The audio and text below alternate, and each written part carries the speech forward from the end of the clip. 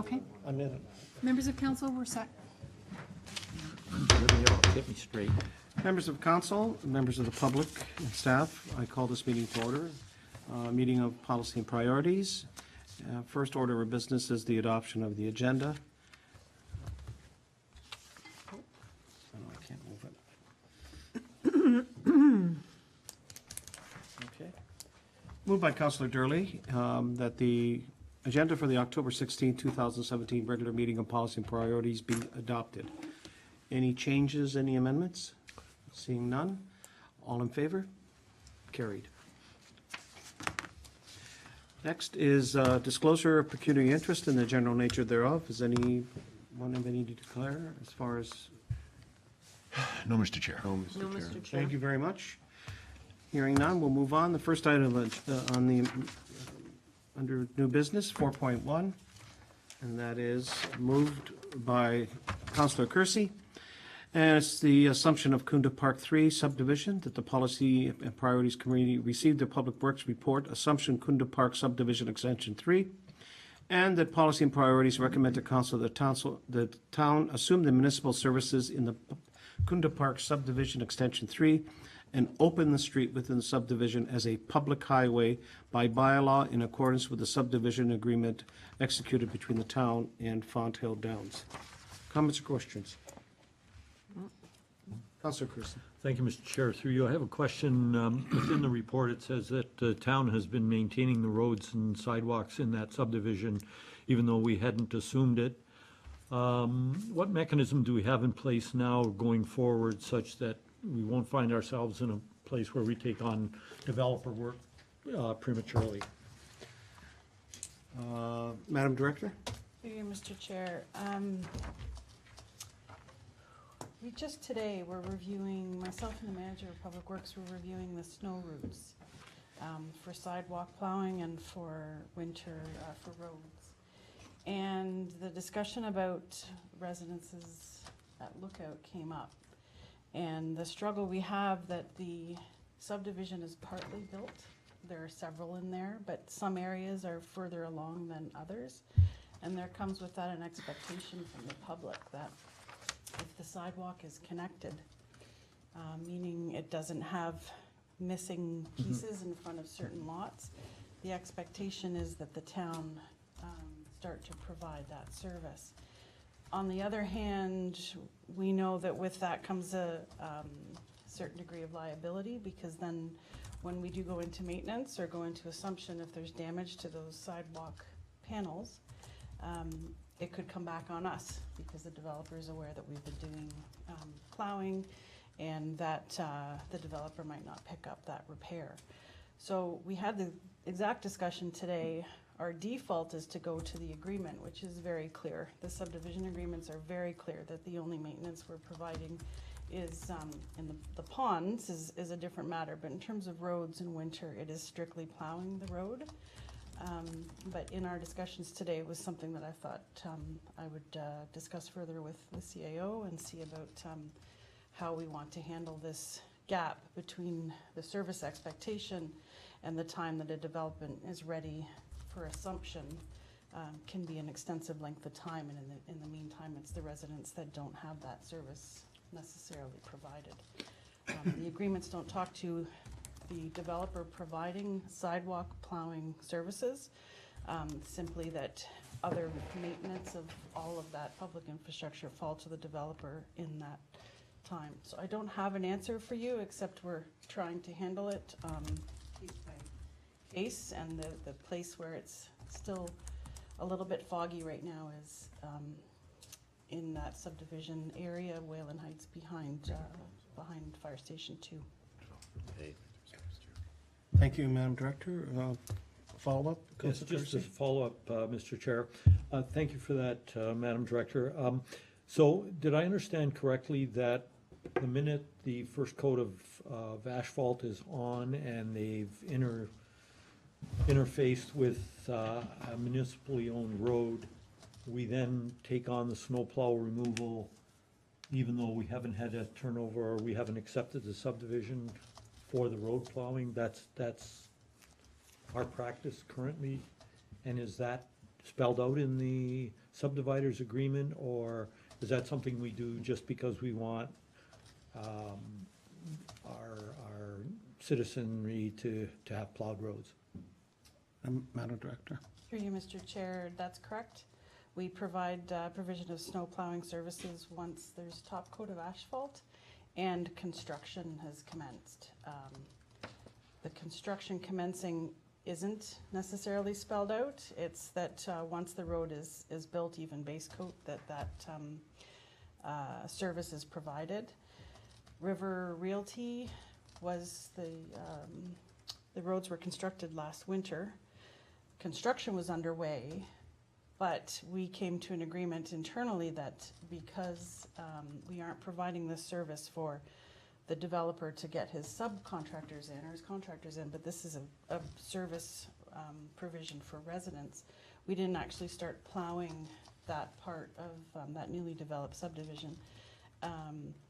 We won't until this season now coming upon us, because there is completed construction and building permits and residents coming in, people that want to view model homes and such. So because the subdivision hadn't been fully serviced, hydro and gas weren't fully in, we didn't feel that it was a necessary service to provide that snow plowing service. However, when we know that model homes are open and people want to come here and view model homes and buy homes, then we take on that snow plowing service, and that is quite clearly described in the subdivision agreement. So thank you, Mr. Chair. It sounds like with respect to the sidewalk, it's a work in progress, and Right. we'll look forward to an updated report at some point in time. And I need to establish sort of a protocol that in Yeah, the I future, think when that's other what we need, subdivisions. what I'm hearing. Any other comments or questions? Mr. Chair? Mr. Mayor. Thank you very much. Just to this particular subdivision, this is extension 3. I don't know what the difference between 3 and 2 is in terms of this. So perhaps a map can be appended when it comes to council. Okay. Can we just ask for that? Thanks. Madam Clerk will ensure that there is a map attached. I think maybe as we assume, it sounded like Right. staff are Should describe it. recommending, Yeah. Mr. Chair, that they're cleaning these things up, so maybe just next time include a Madam map, Director? please. Through you, Mr. Chair, I did attach a map. I think what happened is the size of the map, for some reason, has caused it not to actually come through when it Okay. went through the magic channels. Okay, well, thanks for trying. We'll try and correct that technical difficulties as soon as we get the hamsters properly running around. But Must be scribe. gotta be. All right, hearing no other further discussions or questions, all in favor? Carried.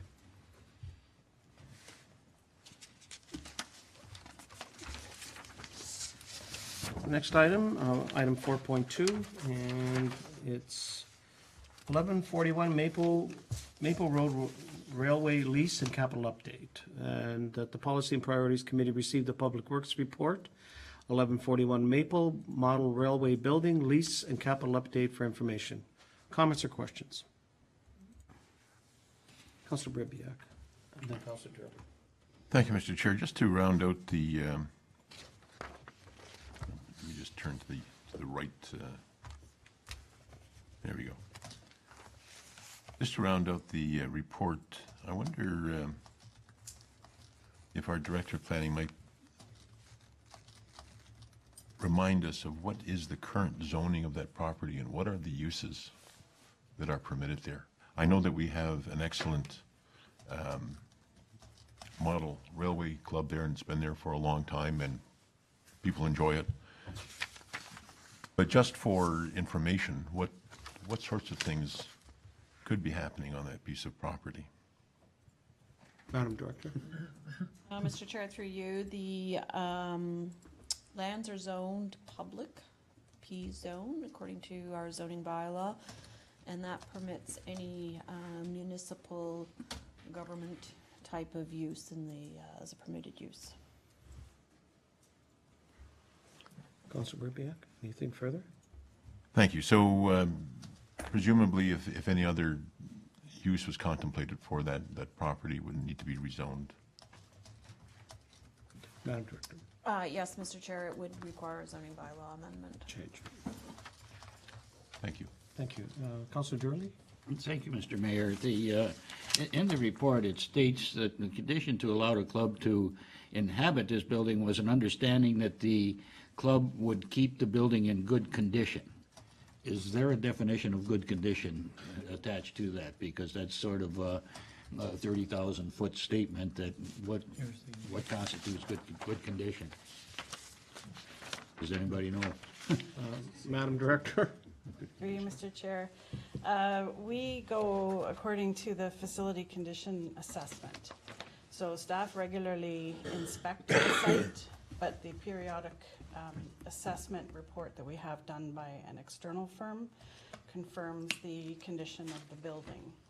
So the agreement, the spirit of the agreement is that smaller repairs that wouldn't be eligible under our capital project, which is typically about $3,000 and higher, would be taken on by the group.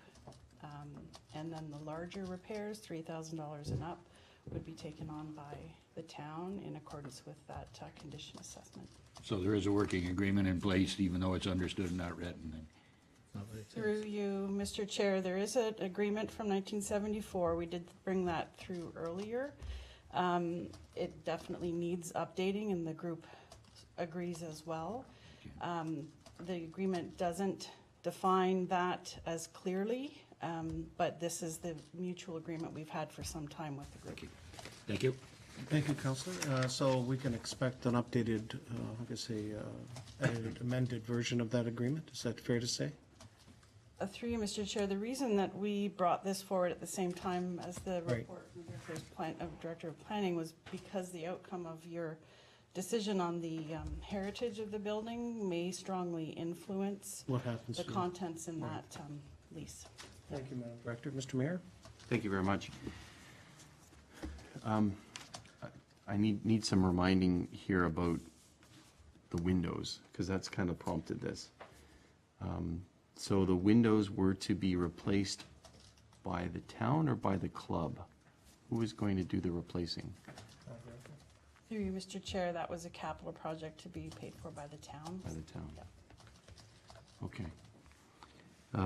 And the question was when some residents came to us, which is really the next report, and said, before you go and replace these windows with whatever sort of the minimal window is or whatever for that facility, why not make it a heritage window or whatever? And then we said, well, it's not designated.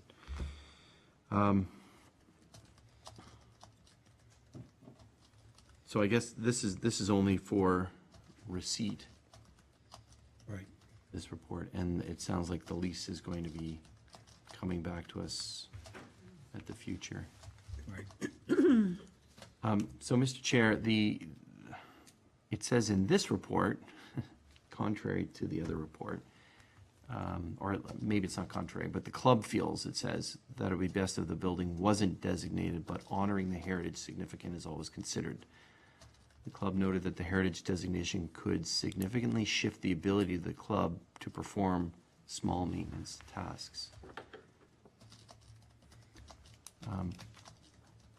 I don't know if, I guess, maybe it's a question now or maybe it's for the next report, but is there kind of a happy medium on designation? Can it be, the policy is that when improvements are done, they're done to be cognizant of the heritage of the building as a policy, but not officially designated? Is there kind of a happy medium?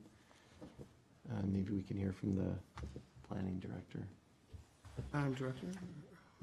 Mr. Chair, through you, when the property, or if the property is designated, any property that is designated under Part 4 of the Ontario Heritage Act, if there's going to be any alterations or changes to the building, then those require council approval. And if you're doing general maintenance and repair, usually that doesn't require any kind of council approval. Specifically with respect to the windows, you have original wood frame windows there. If you were to replace those with, a vinyl window, for example, that would change one of the characters of the building, and so that would require council approval if that's what you wanted to do. And so the decision rests with council in terms of any alterations or changes to the building. Okay, so, Mr. Chair, it says here in the report, the club noted that a heritage designation could significantly shift the ability of the club to perform smaller maintenance tasks. It sounds like, and I don't know which director can answer this, but it sounds like if it's a small maintenance task, it's not going to be affected if there's a designation. Is that correct? Mr. Chair, through you, I wouldn't expect it would be affected. Things like, repainting and those kind of things would be, small maintenance tasks. If they wanted to repaint the interior or something like that, that would be fine. Or, do some touch-ups, that would be fine. It depends, again, what it is and what the significance would be of what they're trying to do. So, but general routine maintenance is pretty normal. Every building needs to be maintained, even a heritage building, and so you're allowed to do that. Okay, thank you. So perhaps it sounds like we're going to be looking at this lease again. And I know Councillor Kersey probably has some questions on it. He has the lease here. But perhaps one of those things, should council designate, I think it's one of the things that should be identified in the lease. I don't recall necessarily getting information from the club, let's say annually, to say, by the way, we're planning to do this, or we've done and we did this last year. Maybe something like that could be, included so that it's clear, and then all of a sudden, staff may be able to say, okay, great, you're going to paint it, that's wonderful, what are you going to use? Oh, wait a minute, that's bigger than a bread box, that has to go to council. So I think something like that would help with their concerns. Thank you, Mr. Chair. Okay, so what I'm hearing is with the lease update and receiving for information, we'll receive an amended, updated lease that would incorporate those aspects of how we want to treat the building. Is that fair to say? That's kind of what I'm asking for, Yeah. thank you. All right, if we have, and we'll move on to the next time, which we can then discuss the whole, because the impact of the designation. So not hearing anything further, Councillor Kersey, pardon me. Thank you, Mr. Chair. I guess I'm sort of in a bit of a conundrum because I guess the first thing we need to do is decide whether we want to designate it as heritage or Right. not. Right. Because then that'll point us in the direction on how we deal with significant changes within the building. It also would put certain restrictions on the tenant on how they could change the building, which they've changed significantly on the interior. So in dealing specifically with this report, I mean, first of all, the mere fact that we have a lease that's 1974, it's supposed to have been dealt with on a year-over-year basis and hasn't been dealt with until just recently. And in the lease, it says to pay all costs for any necessary renovations needed to put the building in a satisfactory state of repair for use by the club. It really doesn't even speak to ongoing maintenance or capital costs.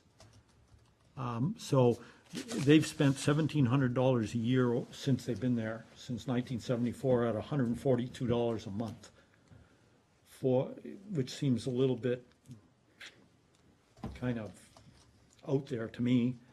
And now where there's some more significant maintenance items, such as maybe re-pointing the windows or re-putting the windows and a full paint job and all that sort of thing, it's now coming back on us that we as landlord have to pay for it. So it seems to me that, in fairness, given that they've only been paying $1,700 a year for the last umpteen number of years, it seems kind of incredulous to me that they come looking at that. The other thing that I guess I have questions through you to the director is, unless significant renovation is undertaken of the building, code compliance really doesn't necessarily enter into the issue, does it? Or could you comment on that? Madam Director? I don't know which. Through you, Mr. Chair, we stated it because it's fact-finding and the code compliance is mentioned in the condition assessment. And some of the costs associated with it It has to are be to bring it in code compliance. Would have to be, Through you, Mr. Chair, yes, because there are projected improvements or renovation projects. It's anticipated that the code would be triggered, the code gap would be triggered at that point. Okay. Again, as Carry a on. follow-up, Mr. Chair, the AODA compliance, is that mandatory on any municipally owned building by 2023, or is it also triggered by undertaking a renovation, or is each project evaluated? Because to make that building AODA compliant in all areas would be significant on its impact on the heritage character of that building. So that's a very important question that we need to decide on or know before we jump in on designation. Anyone? Anyone? Mr. Chair, through you, certainly the AODA requirements would be met. We have to meet them by that time frame. If somebody's just proceeding with a renovation now to do something, to repair something, we wouldn't be forced to meet the AODA requirements now, but you know, we have to think forward in terms of the future when we will be required to meet those requirements. So in effect, that becomes a calculated factor that we have to take into consideration, whether it's designated or not designated, one way or the other. It's our asset, so we have to be compliant. Anything else, or Madam Director, did you want to add anything else? Nothing further? Councillor Kersey? No, Mr. Chair, I think that kind of gives us some food for thought, and I think maybe we need to defer designating it until such time as we get an update on those questions. So why don't we deal with this, and then we'll move on to the next Yeah, that's one, fine. and that way we can deal with that. I agree. All right, so are there any further questions with respect to report 4.2? So we're just receiving. You just received it for information, so we're all clear on that. Is that, everybody clear on that? All in favor? Thank you. Okay, so the next report, 4.3, report regarding the request to designate 1141 Maple Street, the Quaker Meeting House. That the Policy and Priorities Committee receives this, the Department of Community Planning and Development report for information as it pertains to the request to designate 1141 Maple Street, the Quaker Meeting House under Part 4 of the Ontario Heritage Act, and the committee recommends the council proceed with designating the property in accordance with Section 29 of the Ontario Heritage Act. Folks, start with Councilor Kersey and then Through you, Mr. Chair, to our director. Does it make any difference on why we're designating the building as a heritage site? You know, if we're designating it because of its unique architectural components, is it a different designation than if we're designating it because of its cultural heritage value or its contextual value on the implications of how it has to be maintained and et cetera? Mr. Chair, through you, when we write up the actual designating bylaw, we will have to state what makes it important. So if there are significant architectural features in there, then you would list what those are, and with the effort of those features being conserved. So oftentimes those could be, you know, original wood trim, staircases, fireplaces, Right. you know, maybe original flooring, those kind of things. If we don't have any of those elements that exist, and it's, you know, it's contextual nature, it's the fact that it was occupied by, you know, early settlement and very important people or something like that, then certainly those are different reasons for designation. And then when council takes into consideration any alterations or changes to that building, they look at that under the reasons for its designation. So if a building is designated and it had an important feature in it, let's say a fireplace, and it was quite, you know, significant, and somebody wanted to change that, and, remove the mantle and put something in differently, then you may say, no, that's an important element, that's important to the reasons of its designation, we want to keep it, we won't accept that change. But if somebody's doing a change to that fireplace and, they're keeping the mantle but converting it from wood burning to gas, heritage buildings need to evolve, need to adapt, they need to have a life, and they need to continue to be living, they're not frozen in time, then you can say, well, that could be an appropriate change. It still maintains the architectural integrity of that, fireplace, and we would agree with that type of change. So it depends on what the change is, it depends on what the reasons for designation are. So yes, the reasons for the designation can impact the type of changes that might be allowed to a building. Just as a follow-up, through you. So if it were designated on a cultural, contextual basis, it would afford more opportunity to do renovation without being quite as strict as if we were to designate certain architectural elements. Mr. Chair, through you, that's probably correct. In that case, if it was a very contextual location, it would possibly be the landscape that's really important, the significant trees or whatever, and so those would be the things that you would want to, be careful about introducing change to than necessarily the building.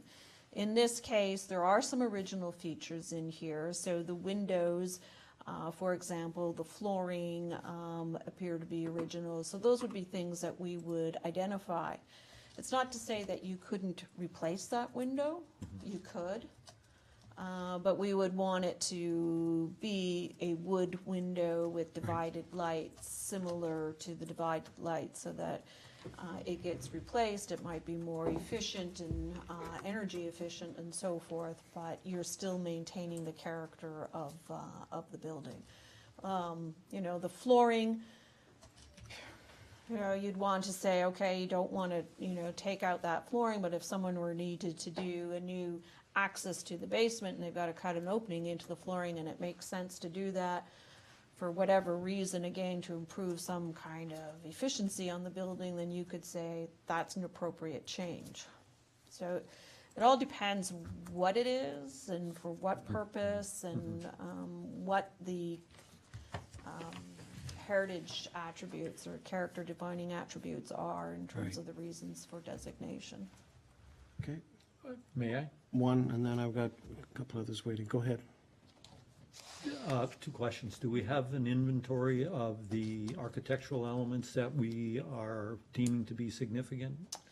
Mr. Chair, through you, we did go through and tour the building, and from our observations, we feel that the windows are important, the flooring is important, the wainscoting that's on the walls. Need to do a little bit more research, but we think that might be original too. Okay. And last question, Madam Director, how, if we designate now, the train people have made some fairly significant changes within the building, blocking windows, et cetera, does it have a retroactive impact or just going forward impact? Mr. Chair, through you, it wouldn't have a retroactive impact, but should those windows want to be opened up, if there's some other use in there that comes in and wants to, put those windows back, then yes, again, you would want to open those windows back in a similar fashion to what was there originally. Okay, thank you. Thank you. Councilor Ripia? Thank you, Mr. Chair. I'm looking at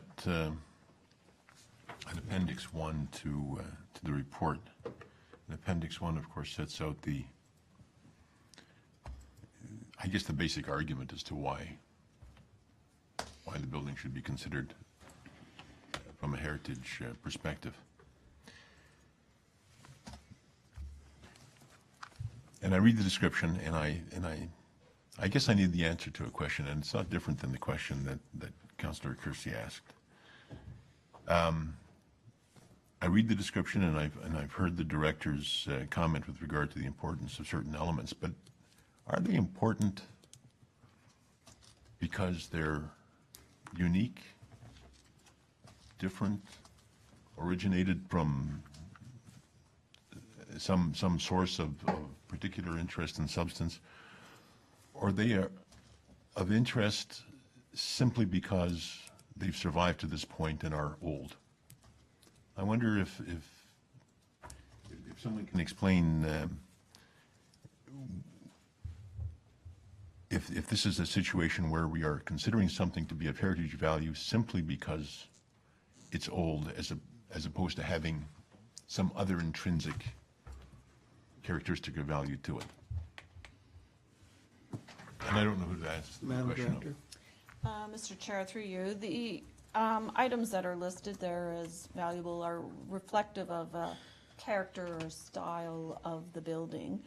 The Quakers were very simple people. They didn't,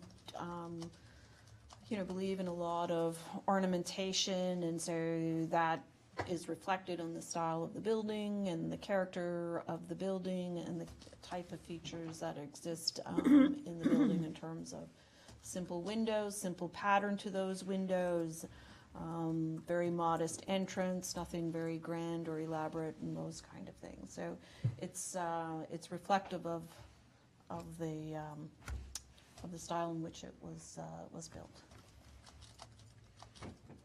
Thank you, Mr. Chair. So I understand the difficulty. The difficulty here is that, yes, it is old, but what is of greatest interest about it is that it is completely simple, completely of its day, without any ornamentation or anything.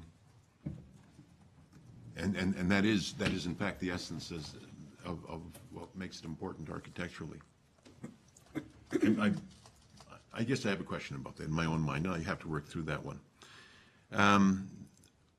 I value that building. I think that building is interesting, but it's interesting because although it's old, it still serves a very valuable function today. So I see its value in terms of its its function currently. The fact that it has a history that we can trace makes kind of interesting reading, but I'm not sure it lends a lot to my understanding of its value. Yes, the Quakers built it. They also disposed of it. Right? They let it go. They didn't keep it. They didn't value it enough to want to continue using it. They had another building that they preferred, and that's the one that they end up using. The Women's Institute used it for quite a long period of time. Not really clear as to how the town came into possession of it. There must have been a point in time when it was taken over, and I don't know why. Was it for taxes? Did we purchase it? Did we? Don't really know. But certainly, I remember when I was a child in the 50s going to that building, and it was where Cub Scouts met. I think it was every Wednesday night or Tuesday night, I can't remember, but so there I went quite a number of times, so I have a memory of it. It wasn't a whole lot different than it is now, except of course now it's got the train station and the model train set up in it. But it served a function throughout all of this time. So it's a good building to have because it has a use. And it may be a good building to have because there may be other uses for it in the future. Who knows? But I have a great deal of difficulty accepting that it has value from a heritage perspective other than it's a very useful building that has served us well for a long period of time and continues to serve us. Thank you, Councillor Brebeck. Anybody else? Mr. Mayor, then Councillor Junkin. Thanks very much. To the report, and to the discussion we've had tonight, it appears that maybe some more information could go in the report. Councillor Ribbiak has said, when did the town take ownership? That'd be an interesting piece. I recall the last time this came to our table, I made the statement that the Railway Club was the longest longest continuous user of the building, 45 years. The Quakers used it, although it's not entirely clear, it looks like to a maximum of 35 years, but it possibly less than that. So it's an interesting building. I guess a good question, not sure we have the answer to it, but a good question is, if the windows appear to be original and you or I own the building, what would we do? Would we just put in vinyl windows, or would we put in, like personally we own the building, or a business owned the building, what would they put in? And so what do we want really for the future to hold for this particular building?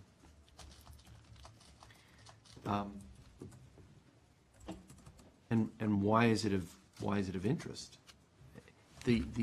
No offense to staff,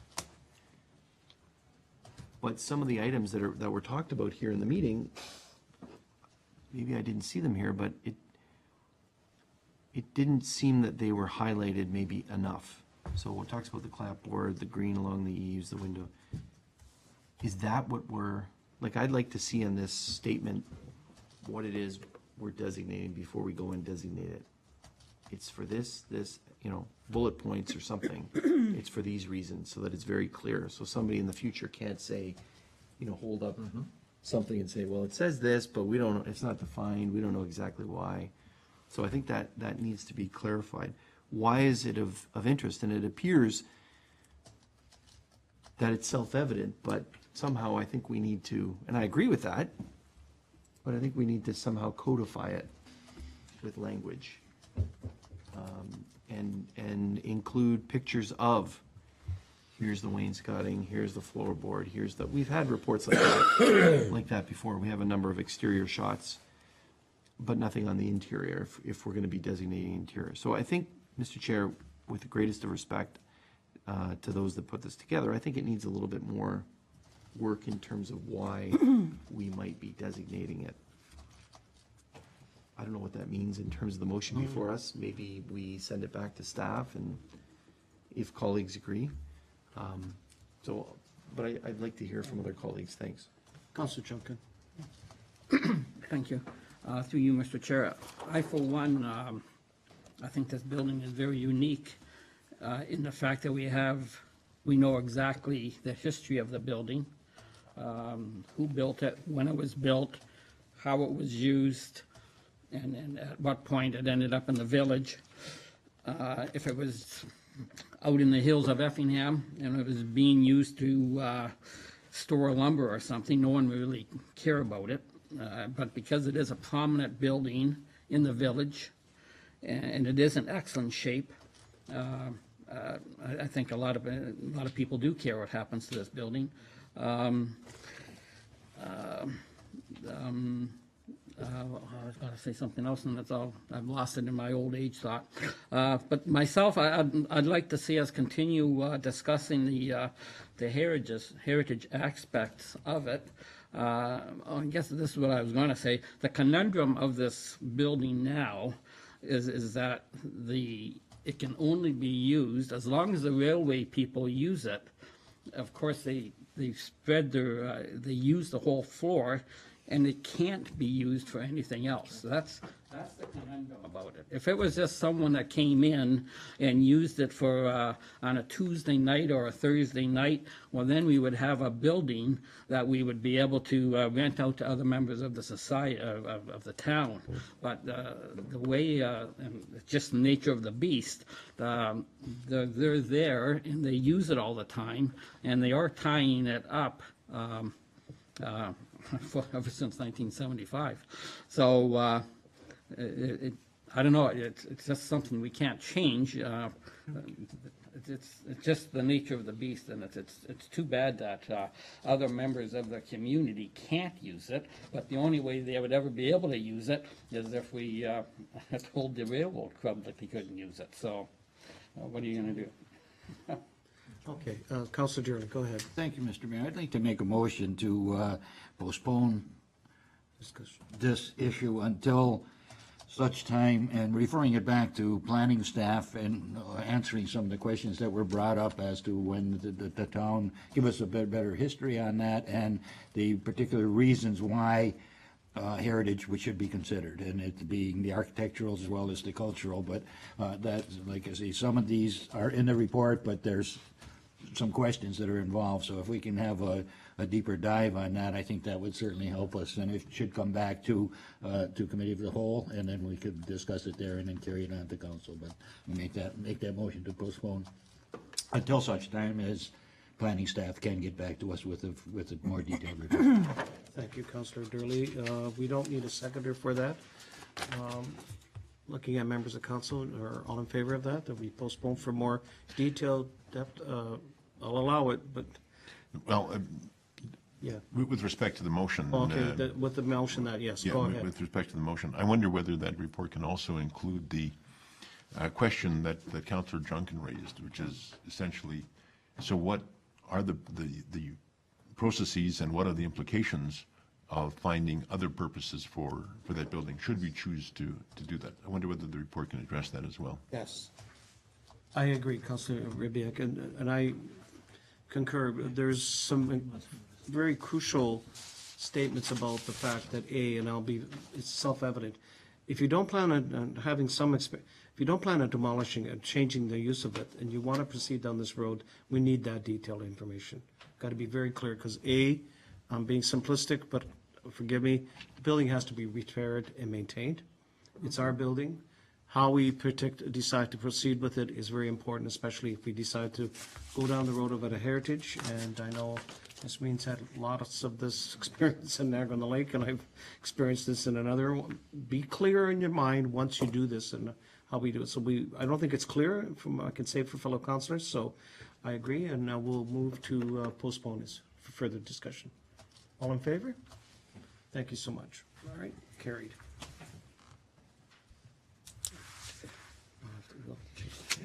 Just refer. Yep. All right, item 4.4 is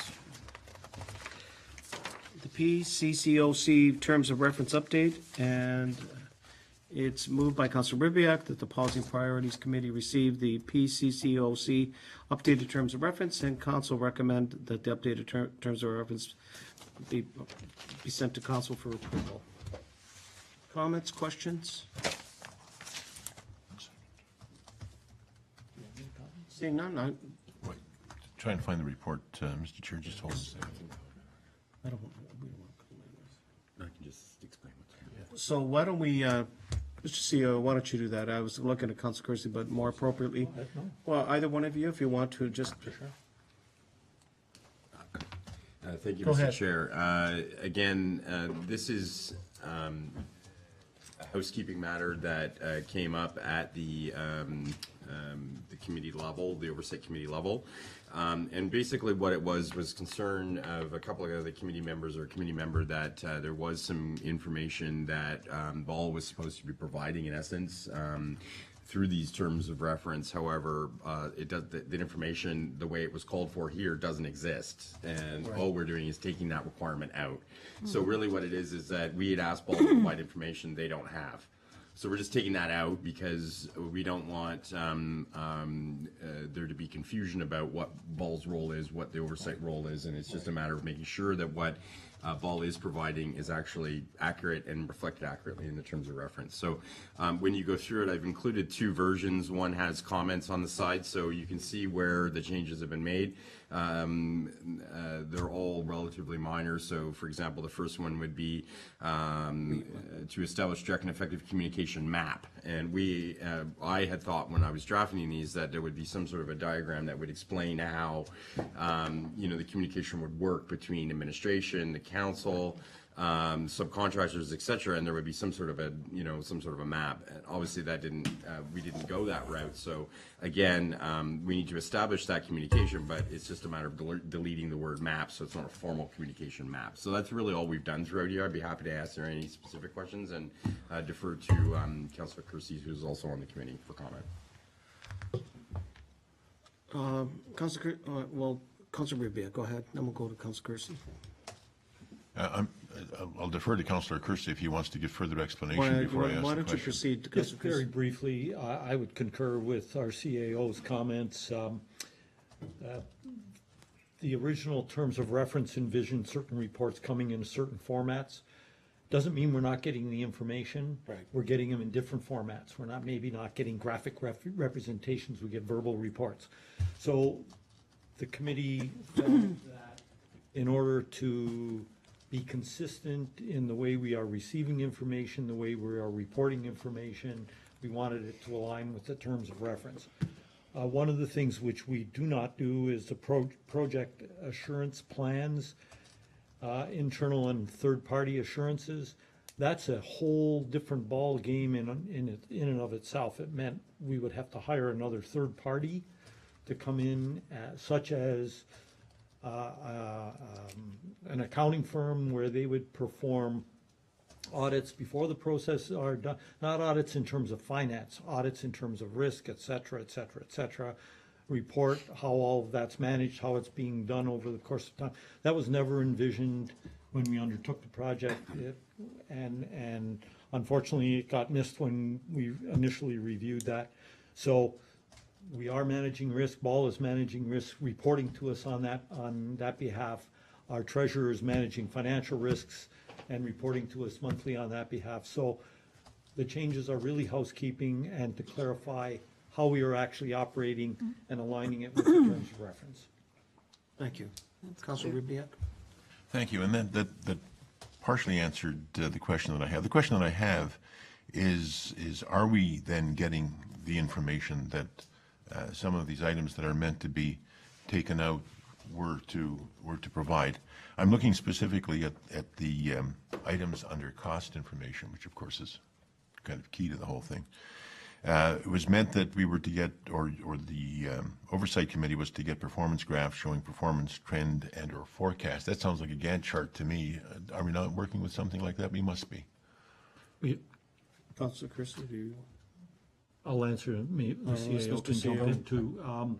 Yes, we receive budget updates. When we send out and tender, we get tender package reports.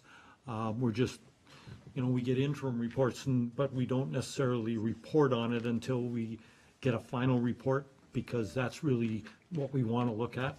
We have looked at variances, but significantly, I think that the committee has taken the position that variances within the allotted budget are not as critical as those variances that might impact on the bottom line. So if we stay within budget, it's really within staff's purview and Ball's purview and the architects. So if we get a change notice, for example, a contemplated change notice, it's reviewed by staff, it's reviewed by Ball, and in fact, it's reviewed, if it's significant and architectural in nature or significant in nature, it's reviewed by the architect, who then assess costs and review the costs. And then if they come back and say, for example, no, we think this contemplated change notice and expense is out of line, go back and rework it, then the subtrade goes back and reworks it and comes back with a secondary report. So, we aren't getting indices and all of that sort of stuff. We're getting actual hard numbers that are managed firstly at the staff level and at the Ball level, and then at the committee level. I don't know, Mr. CAO, if you feel that's a fair representation. Councillor Ribia? Thank you, and I think I'm getting the picture. So the performance trend and forecast we're getting, but not in the form of graph. Or you're getting it, but not in the form of a graph. You're getting it in some sort of tabular form or a written report, or, I mean, verbal? On a month-by-month basis, when we meet monthly, we receive a schedule update. We examine the milestones. The ball representative, Mr. Napel, brings us up to speed on where we're ahead of schedule, where we're slightly behind schedule, how we're making up time that we might have lost in rain days, that sort of thing. So is it truly graphically represented? If we took the scheduler and looked at the schedule and examined it, it really is a graphic representation, but it's not a bar graph in the, No. what most people would think of as a representation. No, I would have, through you, Mr. Chair, sorry. Just to, if I could, Mr. Chair, just to build on that, in addition to that, the cost information is also provided by staff in relation to the Infrastructure Ontario grant reporting. So that reporting is also provided to the committee for review. So it comes in a different format than a graph. They've got their own format that we have to fill out. So we just provide that information directly to the committee rather than having to replot it on something that it's called for here that we don't need to do. That's really, we're just trying to get rid of the redundancy stuff in here, and we're just actually reporting what information we get and what information is looked at and responded to by the oversight committee. Okay, Mr. CEO, did you want to add anything else, Madam Treasurer? Yes, through you, Mr. Chair. The Infrastructure Ontario report that we do every month actually asks those questions. They ask the risk questions. Are you on time? Are you falling behind? And so it has all the questions that are addressed here. And so, and that is shared with the committee on a monthly basis. Okay, thank you. And then, Mr. Mayor, before you, did you want to? Was there anything? Sorry, I didn't know if Councilor Ribbiak was. Are you done? Not yet. Okay. I'll allow you 30 seconds. No, go ahead. Thank you, Mr. Chair. I just wanted to clarify in my own mind. So what I'm gathering from some of what was said is that there is, in fact, a Gantt chart somewhere. We do know where we stand, or Ball knows where it stands relative to the critical path, so that when you talk about where we are, you have some documented evidence that in fact, we are ahead of schedule, for example, or on schedule, or, God forbid, late. And so you get that graphical representation, but not necessarily in written form or specifically for your meetings. You have it on a wall somewhere where you can look at it and be assured that what you're getting is good stuff. 100%, yes. There's one hanging in my office. This one. Excellent. Good to know. I'll be in your office tomorrow. Okay. Anything further? No, that answers my questions, Mr. Chair. Councilor Thank you. Kersey, and then I'll go to the mayor. Just a very brief comment, Mr. Chair. Very early on in the process, staff and the committee and Ball all agreed that our reporting would be based on the Infrastructure Ontario reporting, so that we didn't create redundancy where we were having to have a multitude of different reporting. Very wise. Because the Infrastructure Ontario addresses all of the risk management, the scheduling, the costs, all of those parameters were incorporated in there. So for efficient management of staff time and Ball time and committee time, we adopted a one report format. So I hope that helps to bring some clarity. Thank you, Councilor. Mr. Mayor. Thank you very much, Mr. Chair. I pulled out my fine-tooth comb here, so if you allow me 30 seconds on this. Time's up. Looks like 3 items. Under schedule information, C, Right. the recommendation is to remove the word graph. Performance graph showing performance. We've heard that graph isn't the right word, but they are getting this information, right? So trend and forecast were available for the project as a whole. Now it's going to read performance showing performance. No, performance report. You have to replace graph. Oh, replace with report. Perfect. You solved it already. Sorry. H, claims logs. What's a claims log? I have an idea what a claims log is, but I want to make sure I know what a claims log is. And its recommendation is, I think, that it's being removed. Not right? sure if this is required, and. H.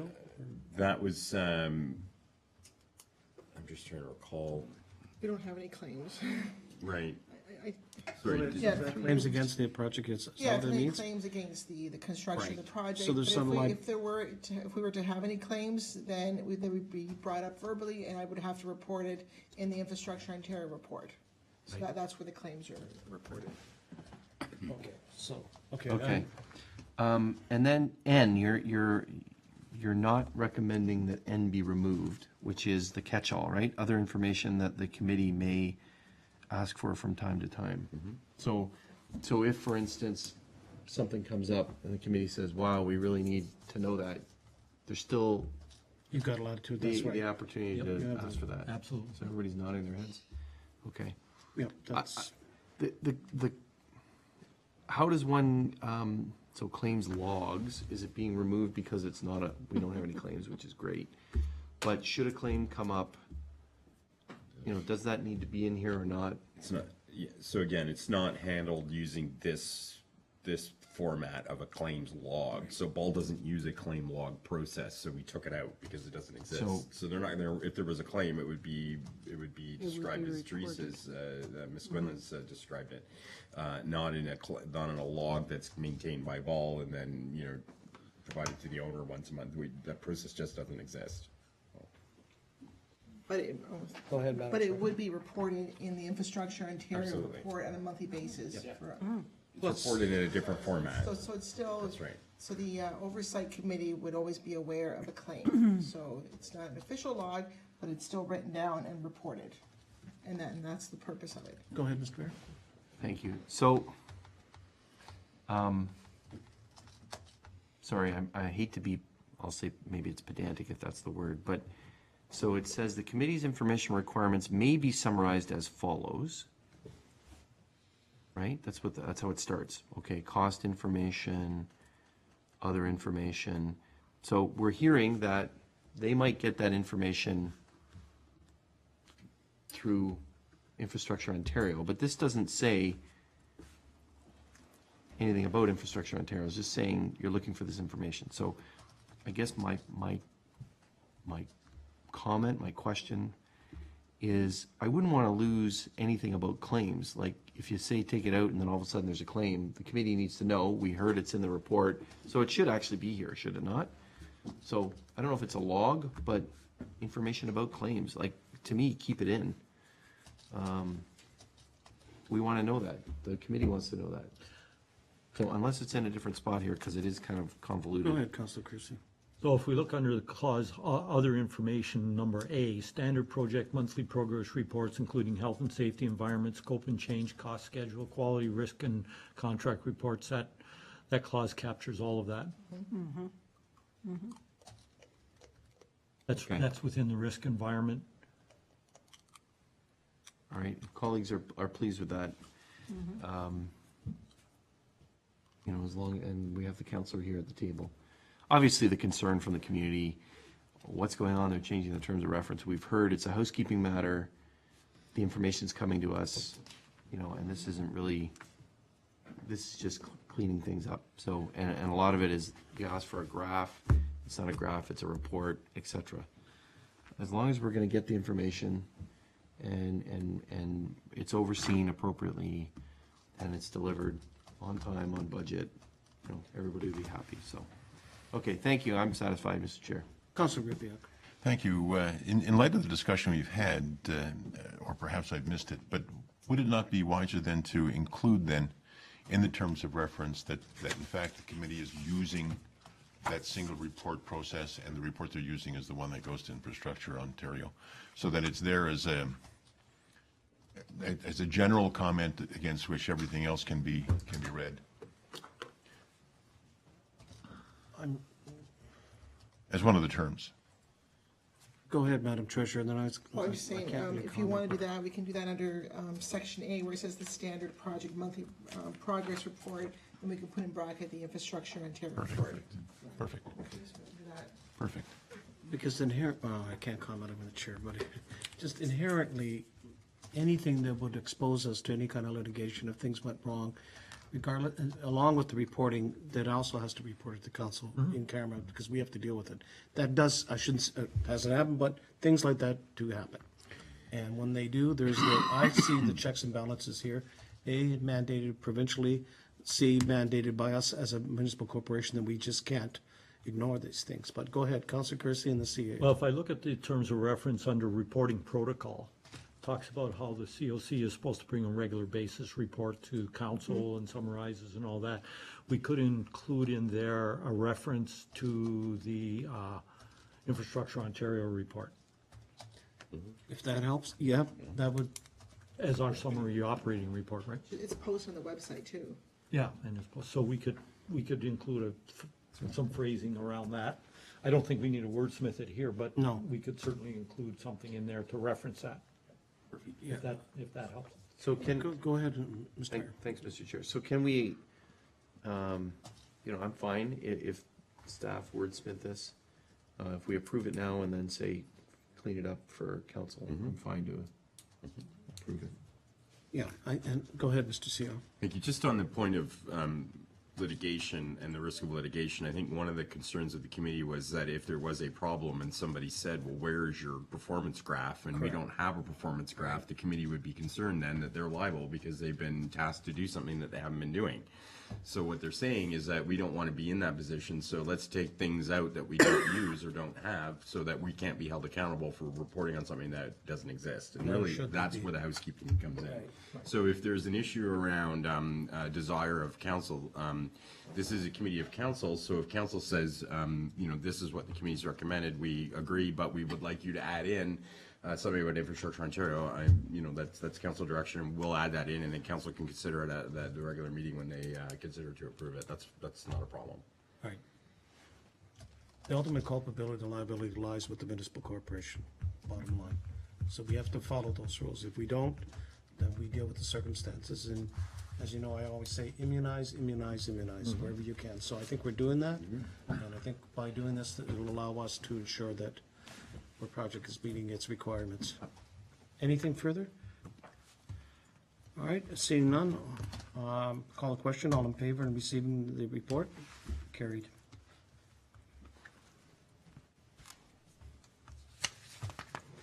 Okay. 5.1. Hurricane Road and Memorial Drive, traffic calming and controls update. That the Policy and Priorities Committee received the Public Works Report, Hurricane Road and Memorial Drive, traffic calming and controls update for information. And the committee recommends the council approve an all-way stop at Memorial Drive and Cream Street to council. And the committee recommends the council approve a temporary all-way stop at Hurricane Road and Station Street for further investigation. And that the committee recommends the council approve a 2018 capital allotment of $40,000 to install speed cushions on Hurricane Road. Comments or questions? Just a quick comment with respect to the stop sign on Memorial and Cream. Understanding that, I guess statistically not warranted, but the recommendation is to go ahead with it, and I'm fully supportive of that. We've done that before. I can think of a couple of other locations where we understood that the benefits of a four-way stop were clear to us, even though they wasn't statistically warranted. We went ahead and did that, and in fact have enjoyed the benefits of that happening. So I'm glad we're going to give it a try, and I have no doubt that it'll probably end up staying. Thank you, Council. Anybody? Council Junkin. Yes, as I've brought heavy equipment down that hill on Cream Street lots of times to Memorial, and that looking west is indeed is a problem. Right. You really got to inch out there, and if anybody comes flying along, it's not good. So I really am happy that that's going to be a three-way stop there, and I think that's a great improvement on that intersection. I want to thank Public Works for doing that. Madam Director? Through you, Mr. Chair, just to clarify to Councillor Rubiak, it is a warranted stop sign, warranted based on visibility. It's one of the criteria. Oh, okay. Okay, That's good. It is a warranted. good. So I'm happy to sit corrected. Thank you. Councilor Derry. Thank you, Mr. Chair. I'd like to commend staff on the quick action that was taken on this. Was brought to our attention and it was acted on quickly. all these things are going to be tried, and I'm sure they'll be successful. But it's a great start and a great credit to you for bringing this forward very quickly. Thank you very much. I just want to echo Councillor Durley's comments, so thanks to the director for bringing this forward and her staff. In terms of hurricane, a couple of things. I guess with this temporary stop sign, it means we're going to be studying it. Is that how we're going to be looking at it? Director? Through you, Mr. Chair, the temporary stop sign is being suggested as a means to learn a little more and perhaps educate the residents as well. The four-way stop is the desire here. We don't believe it will improve speeding, but there isn't necessarily, although there's a risk of increasing collisions with the institution of a four-way stop where it's not warranted. In this case, we didn't feel the risk was great, and it's a great chance to do some education here. So we could put the four-way stop in and measure the speed signs. In the interim, get things underway to do the speed cushion project, because it will take some time to get those purchased and implemented. Okay, that's great. In terms of it talks about line painting, so it talks about renewed stop bars, line painting. Are we still investigating a line up the middle of the roadway? Madam Director? Through you, Mr. Chair, I did request that the line painting list included that on Hurricane from the region this year.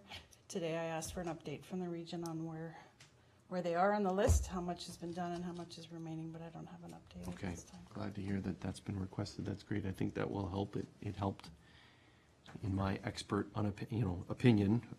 opinion, sorry, that it helped in another location. And then the final thing, I think, I don't know if this can be part of the recommendation, but I think we should send this to residents on Hurricane, just to let them know that something's been going on, to build on what Councillor Durley was saying. Thank you. Yes, I think it'd be a given that it be publicly circulated, everyone would be aware of it, because the constituents that came to us will be pleased that we did. It took some time and angst, but we got there. So I don't know how we would do that. I'll leave that up to Mr. McDonald and the CAO to decide what is appropriate. But the more information they get, the better it is. Then they understand that. Councillor Kersey? Thank you, Mr. Chair. Just a question about format. In the past, when these sort of issues have come up, we have referred the budgetary implications to the budget meetings, as opposed to approving it separate from the capital budget. And the way I read the motion, we're sort of considering it sort of as a standalone. I wondered whether we want it to have it as part of the budget consideration as opposed to a separate item. I'm not trying to nitpick, that's been the format in the past. CO, protocol-wise, yes, any items like this should say for the consideration.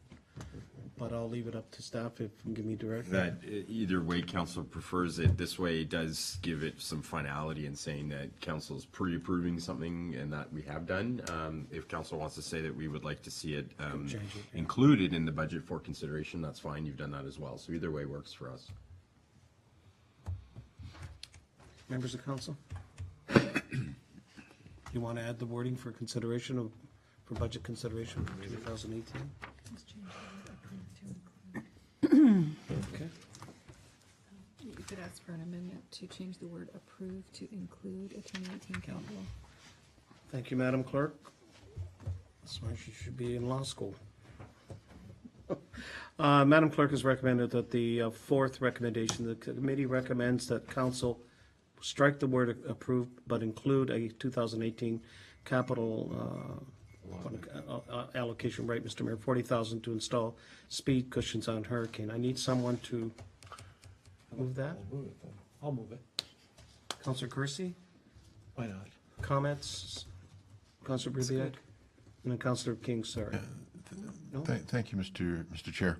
I understand the point that Councillor Kersey is making, and indeed it should appear, of course, in our 2018 capital, but I feel the discussion we've had really is one that says we're approving it. So why don't we just go ahead and say that, as opposed to, we'll put it on the list, knowing that we're going to approve it when the time comes? Or are we saying, maybe we won't because other stuff might have a greater priority and it might disappear?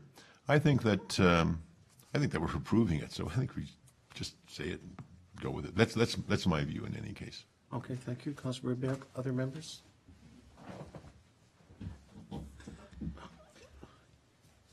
I'm not supposed to comment, so I can't.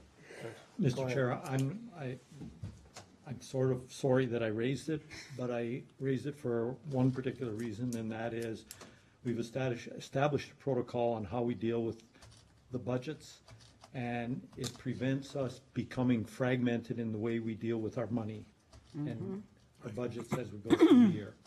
It brings it to one core place. We deal with the entire process. It's very clear. It would set a precedent, and if that's fine, if that's the way we want to do with it, so if an issue comes forward, we approve the budget and hope that we have the money in the budget. Fine. Councilor King. Through you, Mr. Chair. I'm agreeing with Councillor Kersey that we're not approving it now. What we're saying is that the matter will be included in the 2018 budget. But what we're publicly saying right now is we are making a commitment. So I think it's an unsaid fact that it will be part of the budget that will be approved. Thank you, Councilor King. Thank you. Madam Director? Mr. Chair, if I might add, I did consult the treasurer about this and about the funding of this, the potential funding of this from 2017. And treasurer might want to add, but it wasn't completely off the table. I was conservative in the report preparation and suggesting that the capital come from 2018. But if the treasurer would like to comment as well, there might be an opportunity to do that from 2017 as well. Madam Treasurer, are you so willing? From my understanding, it was through some savings of some projects some capital projects that we had. So, let me go ahead. Maybe you're gonna say this. So it sounds like although I want to get this thing done and do it, That's right. sounds like the amendment may be warranted because maybe there'll be some savings in some projects and staff can say to us, you know what, you don't need to approve in 2018 because it's already funded. Or we get to the point where we're talking about the budget and, you know, we can do it. So we are looking at the budget relatively soon. So I hope that, you know, I guess the only reason for not approving the amendment would be to say if we give this, then staff can go out and buy the things so they can be installed at the first opportunity, but that means you still can't put it in until after the snow is done anyway, so I'm in favor of the amendment because it allows us the flexibility for 2017. It allows us to follow what our protocols are in the past for budget. Thank you. We have a system to follow in a budget, and if I may use my other hat, follow it. But this also means that you're making commitment to things and you'll find the money necessary. That's always the case. Usually it never goes the other way. Secondly, and I'll wait till Madam Treasurer brings it through, Mr. CEO, when, at the end of the year in 2017, depending on, like you say, there could be savings aside, we could earmark those funds for these particular types of projects. Not just this one, but others that we've kind of deferred on.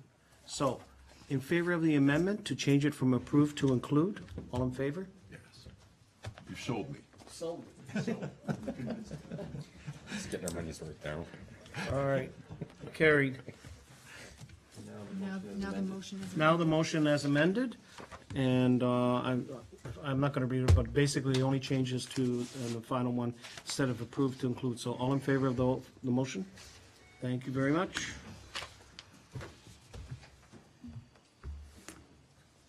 And the final item is adjournment, that the regular meeting of Policy Priorities Committee be adjourned until the next special committee of the whole meeting scheduled for Monday, October 23rd, 2017. Comments, questions, all in favor? Carried. And this meeting is adjourned. All right. Thank you.